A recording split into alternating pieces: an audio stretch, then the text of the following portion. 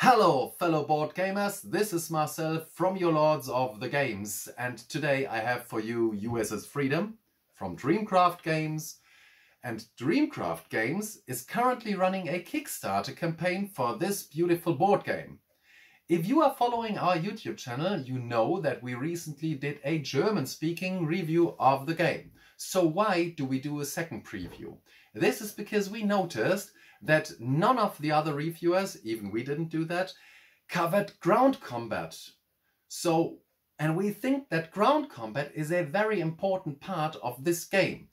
All of us focused mostly on ship combat, space combat. So today what we are doing is we give you a brief overview over the phases and the game, and then we focus on the ground combat. The theme of USS Freedom is really unique. Just imagine that an alien starship, while battling in the orbit over our planet Earth, crashed on the Earth. And after this crash, a mysterious power called ether transformed cosplayers visiting a comic convention into well-known heroes. That's for the theme. Concerning the mechanics, we have a sci-fi open world adventure game with strategic and tactical aspects. Strategic means we can travel through a universe with several sectors, meeting gigantic starships. We can trade, we can battle, we can explore, we can do really whatever we want. We can live in our own fantasy telenovela with very strong aspects about tactical combat. That means space combat with our newly found USS Freedom, or ground combat with our heroes, all that is driven through a really interesting backbuilding mechanics. Our goal in this campaign is to convince an alien race that race is helping us humans to save our planet.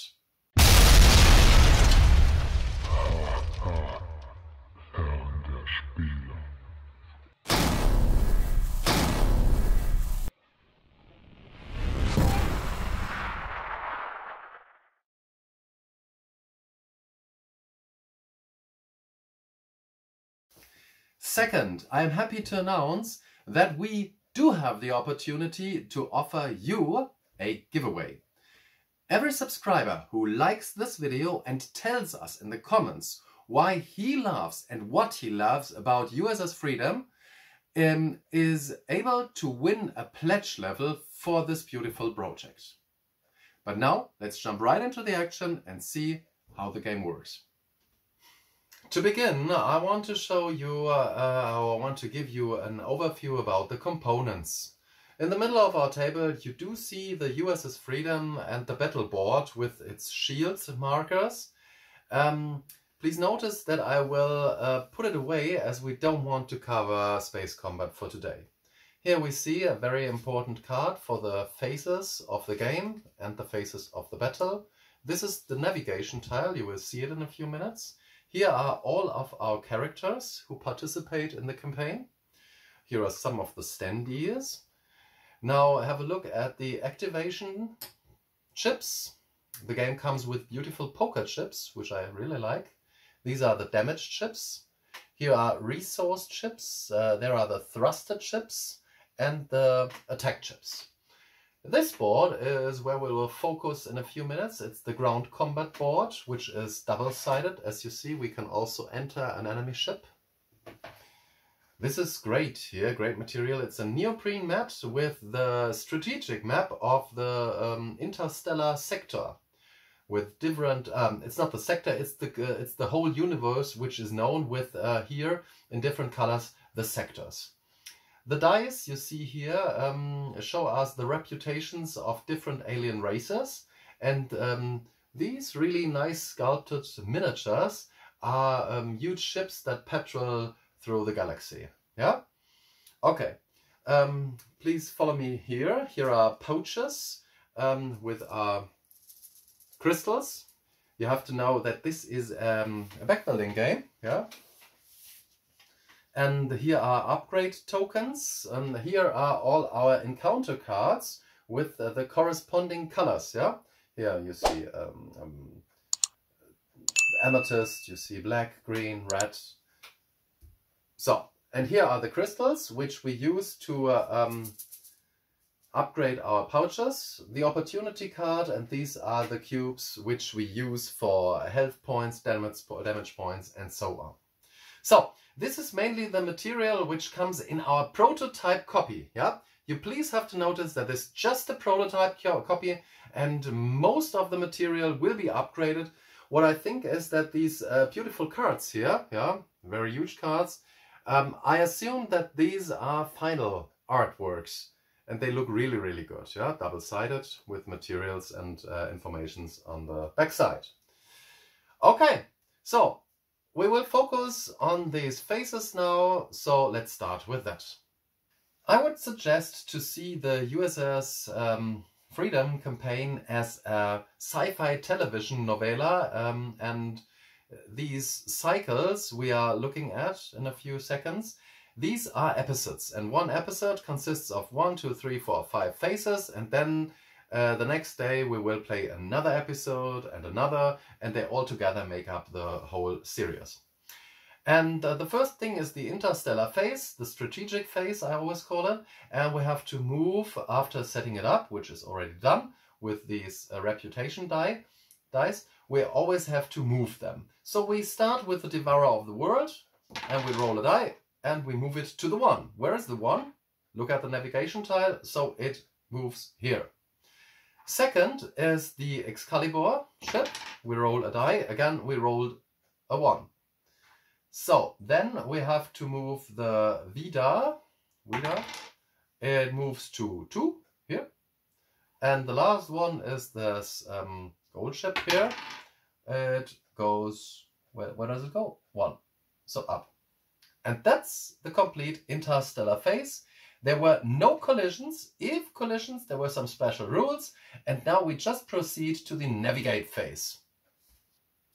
Next step in our episode is the navigate phase, and we always have a look at our USS Freedom miniature. Please try to accept that the USS Freedom miniature is here in the middle of the navigation tile. So like we saw it with the other miniatures, we are now not rolling a die, but we can decide ourselves where we want to move. So to set up the encounter deck, we have to look which of the sectors, the colored sectors, are adjacent. And we see there's the red sector, there's the amethyst sector. So we need the amethyst card deck. We need the red card deck. And then we need the black card deck. We always need that. But one thing we shouldn't forget is that we always have to take the card of the major, the capital aliens. In this case, it's the Aeons, which are living exactly here. I hope you can see it. This symbol is matching, and it's a double circle. So this is always fixed, corresponding to the 6 here. Yeah, because the 6 is exactly there where the planet with the infinity symbol is. So this is the only fixed card. The other cards are shuffled, and these are, or is, our encounter deck. So I told that in the German preview as well, you need to have really big hands if you want to shuffle these cards, but I think you can all make it. So after shuffling, we place one card of the shuffled encounter deck to each of the directions. So this encounter deck is done. We don't need it anymore. And now it's ours to decide where we want to travel. Of course, this is an open world adventure game and you have to follow your own rules. Do you want to trade? Do you want to fight or whatever? But remember, we wanted to show you ground combat. So what we can do, we can navigate here or there or there. These are all ground combat units. Yeah, you see it here on the vertical values. On either side to go to number 4 here, to 4. So all these cards are not needed anymore. And we can put the navigation tile as well away. And these are the necro thralls which we are encountering. In the encounter phase, we are rolling an encounter roll, and we resolve the encounter on the back side of our chosen card. So, roll this die. We rolled a 2, and we have to add the reputation on the corresponding symbol, which is this infinity. And we have 2 plus 2, it's 4. So we have to look here. They are firing at us. They attack the necro thralls. Initiate combat with this card. So, by chance, we got the result we wanted because we wanted to show you ground combat. So, and now we proceed to the combat action. Okay, I set up the ground combat phase for you. Let me explain what we have for you. From right to left, we have the exodroids. Please notice that always 2 exodroids are accompanying a monster. And they are placed on the hex number 10 and 12. We can decide where we put it. Just put it here so that we can attack it first. This is the standee for the necro thrall, which is always placed in hex number 11. And it's really important where we have to put it here or there. We can decide that. Let's just put it here. Okay, now why are there these heroes? You know the heroes deck, and the heroes deck was shuffled, and everybody of us, so Alex and me, both players, do get to draw 3 times. 3 times, always 2 cards. We always select 1 card of the 2 cards, and in this case, Alex selected, this was his first choice, Thor, 1 of 2, the Orcra, and Pantera. Now I selected, first time, the Elf, the Priest, and Prince. These were our choices. Okay. We will need our enemy activation ship and the thrusters, and these ships are not needed at this time. Please have a look at the ground combat board. Again, we started with our heroes on these hexes, and that's it for the moment. Each combat consists of several rounds, and we fight until we kill this enemy or until we lose the combat. So, first step is the enemy upkeep phase. We always draw from the top of these enemy activation tokens, the poker chips. And this one, the Necrothrall, will activate the green ability. This exodroid will activate and use the blue ability. And the second exodroid uses blue as well. So, that is that. Now, please have a look at the backs. We start with Alex backs, and he draws for each of his hero, like in the naval combat, 1 time. And we start with Thor, which draws a blue crystal. Blue crystal is an attack. We keep it. The Orcra, charge strike, cool as well. And Pantera, the last one, also blue. Now let's have a look what my heroes draw. The Elf, blue, shoot, is cool. Blue for Prince, and the last one, the Priest. How boring, all of them blue. But okay, this is it. So we will not need the pouches for this round anymore. And we start with the hero's turn. Okay, after the enemy activation ships and the crystals are drawn, now it's time for turn 2. That means our heroes move. And what I always do first is I want to kill the guards, because the guards prevent us to attack the necrothralls. So let's show you how it works, and I will show you a normal attack, and I will show you one of the abilities. Let's start first with Thor. Thor has a strength of 3. He can walk 1 + 1 space. At the moment he's standing here, he's just moving 1 space facing the exodroid. Please see that he has to be adjacent on the hex. And now he is attacking with, we just finished the turn of Thor first. He's attacking with 3 against 2 as a shield. 3 minus 2 is 1 damage. And as this exodroid just has 1 health, the exodroid is immediately killed. And we did not waste a token, a crystal for Thor. The backside is the Corsair. So let's remove that card, and we don't need the ship anymore. Okay, this was Thor, who killed the exodroid without using his crystal.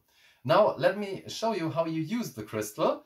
Prince is in hex number 4. He can move 3+1 spaces. He's moving 1 hex, faces the exodroid. He just makes 1 damage, which will not pass the shield. So he is using the blue crystal, which is gone, is my. So I cannot use it anymore in this combat. And now, see, howling attack means critical strike. Critical strike means that after reducing the armor, damage is doubled. But I do make 3 damage against 2. That's 1. We would double it, but we don't have to double it. And now it's 2 damage against the remaining 1 health. And this exodroid is always also done. So we already killed the exodroids. Now the other heroes can move. And what do we do? Let's see if we can position the elf. So he is standing, the necrodroid is standing in hex number 11. And to attack him, we have to move the elf here, 1 space, face here. So she can shoot a line to there. Yeah, she can shoot 1, which is ineffective, but we can use the shoot 4. Shoot 4 would be 1 damage. Let's skip that and save the crystal for the next round. I have an idea. Okay, the priest moves 1 hex here, but he will not heal anybody because nobody is damaged. Pantera is also moving 1 hex to here. Okay, and now the Okra, as the last hero, he is going to build up for an attack later. So, because he has, or she has, really cool attacks if she is damaged. So she can walk 3+1 spaces. Let's go 1, 2, and face him. That was the hero's turn. So now, after all heroes moved and spent their ether abilities if they wanted to, it's time for the necro thralls, the enemy. And he has a priority order, which means he always attacks the closest hero first. And if there is no closest hero, not one single, he will try to get the hero with the highest strength, then the hero with the lowest HP. And now, if that works, not the hex with the most enemies. So here it's easier. This is the closest hero. So he attacks the Okra, and you see he attacks the Okra with the green ability, which means skeletal bash, double strike 5. Double strike 5 means I attack double. And the first attack, we always have to use these thruster chips. The first attack, 5 plus 2, that means 7. 7, the damage is reduced by 2, means the Okra gets 5 damage, and it's really hard. The second attack comes with strike 5 plus 1, so this is 6 minus 2 means 4, and 4 additional damage for the Okra, which is almost dead because she can just withstand 10. But you will see in the next combat round how beautiful it is for the Okra to have that many cubes here. And now there's one problem I did not pay attention. It's ether drain. Ether drain means after the double strike, 1 of her ether crystals is removed, which is very bad because I was hoping to get the Barbarian Rage. So this is one combat round, and now it's a cycle. We will do that and do that and do that until we killed him or until we lost. The chip is gone, and let's see a second round, and we hope to can show you something for the Okra. Second round, we always have to shuffle the thrusters first, which makes the combat a little bit less predictable. And the first thing is enemy upkeep. We draw the upmost poker chip for the enemy, and that's a red one. This is hard as the Necrothrall will do a critical strike. But, of course, we are first, and the heroes draw their crystals before they can move. This is my pouch, and I will draw for Prince. Blue one, green one for the priest. Green one. Heal all other heroes. That's not bad. So this was my pouch. Let's start with the ochre first. For Alex, a green one. Come on, draw a good one for Pantera. Okay. So, heroes first, and now, this is really cool what I see. Look at the ochre, which is heavily damaged, yeah? She has 9 damage, but, see, she can use the green crystal to strike equal to lost HP. That means she activates the green crystal, and she does 9 damage to the Necrothrall, who has an armor of 3. That means 9 minus 3, 6 damage to the Necrothrall and 18 HP to go. After the ochre, we just prepare Thor for huge energy chain. In the next round, he's just moving 1 space here, 1 hex there. We see Pantera, she's always also preparing. You see here, hide and act again. Hide and act again. So she vanishes. She vanishes. Let's just put this way so we show. Because, and that's the blue crystal we use. And while she is hidden, she can strike with 9. Hide and act again. She moves to 1 hex, 2 hexes. Waiting here. Okay. Prince, what does he do?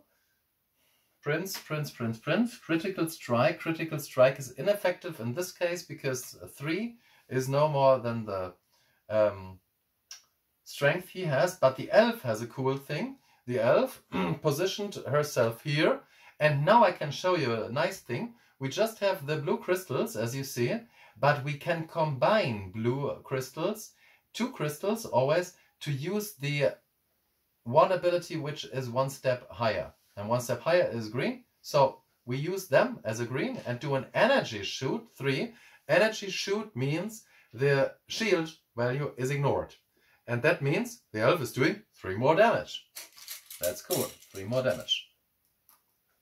Now the last hero to act is the priest. And I don't know if this is very intelligent from me, but I want to show you something more. I move 1 hex here, position myself here, and now I use the green crystal to heal all other heroes in the hex. That means after the ochre did that really cool attack, all other crystals, all other damage is removed.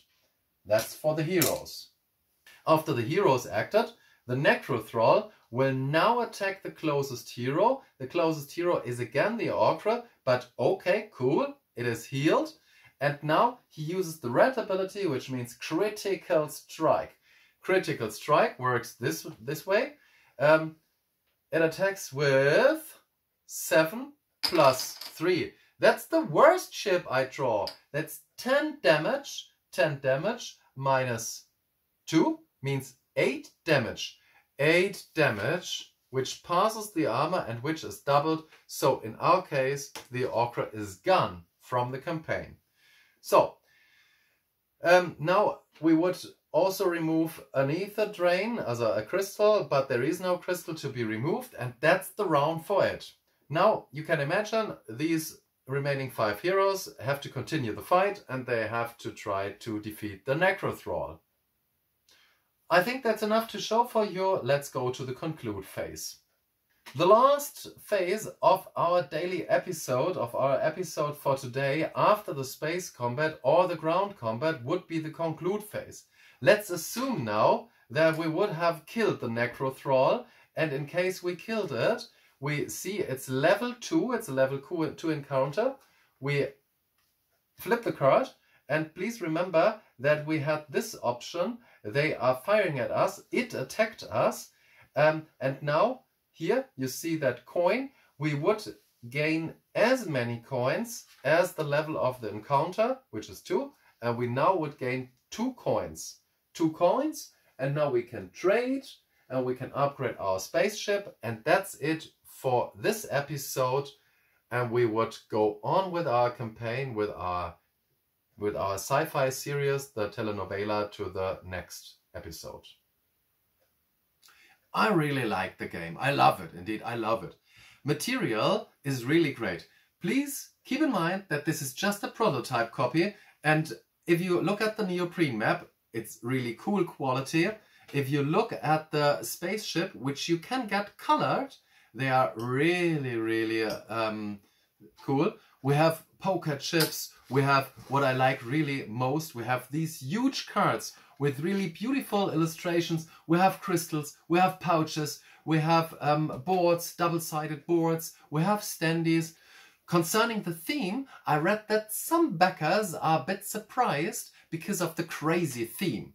Cosplayers which are boarding the USS Freedom, visiting foreign planets, traveling the universe, trading, fighting. But I tell you what, the crazy cosplay theme is the unique selling point of the game, because that all would not work. Yeah, you could not put Thor and Pantera and all these other characters, the priest, you could not put them all in a ship and just travel through the universe. That wouldn't work without that cosplay setting. And I wouldn't like the game if you would just find some standard officers of the, I don't know, Federation or the Romulan Empire and just board them on a ship. That would be just poor. So the setting is very important for the game, and I love it.